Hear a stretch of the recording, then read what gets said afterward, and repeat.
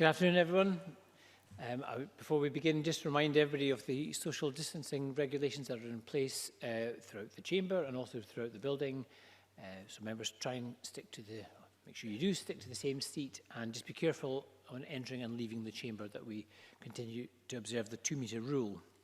Now, our first item of business is time for reflection, and our time for reflection leader is the Reverend Jonathan Fleming, who's the minister at Cumbria Parish Church and St John's Parish Church in Largs. And the Reverend Fleming is joining us via live audio link. Reverend Fleming.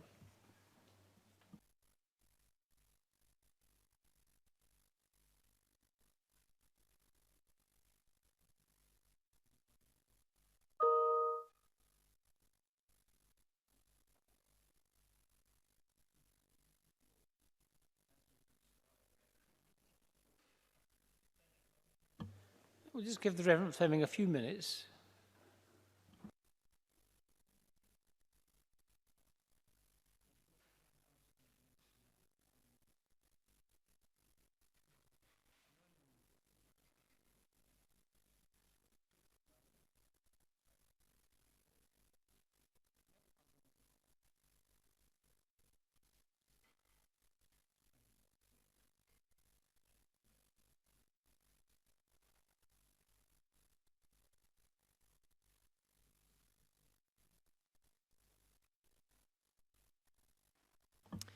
Well, colleagues, I think we're used to new ways of working and new technology. Sometimes it lets us down, but I think what we'll do is we'll Presiding officer and members of the Scottish Parliament, thank you for the opportunity to address the Scottish Parliament today, albeit from the West Coast.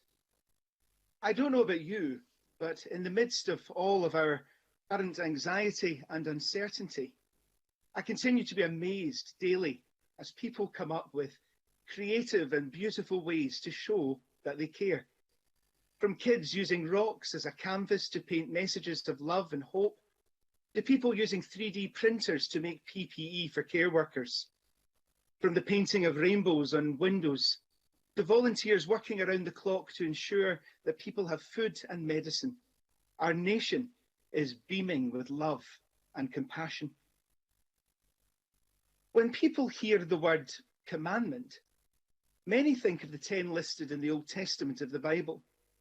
But in both the Old Testament and in the New Testament, we are also told that we must love our neighbour as we love ourselves, something that Jesus goes on to describe as the greatest commandment.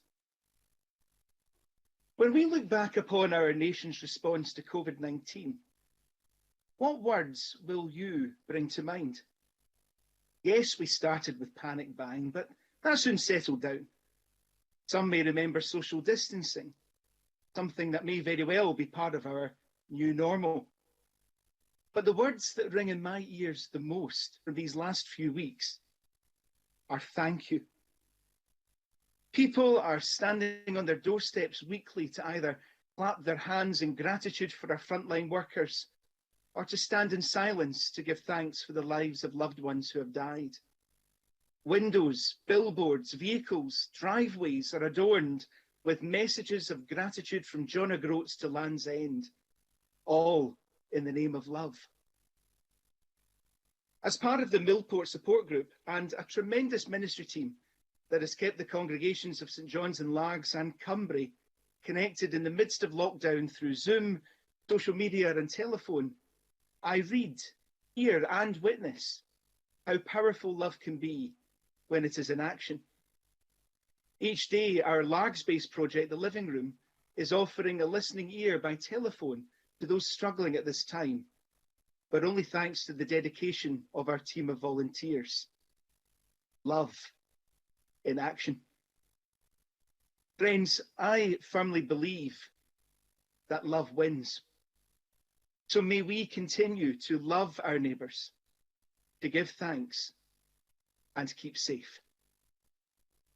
Thank you. Thank you, Reverend Fleming, for that contribution.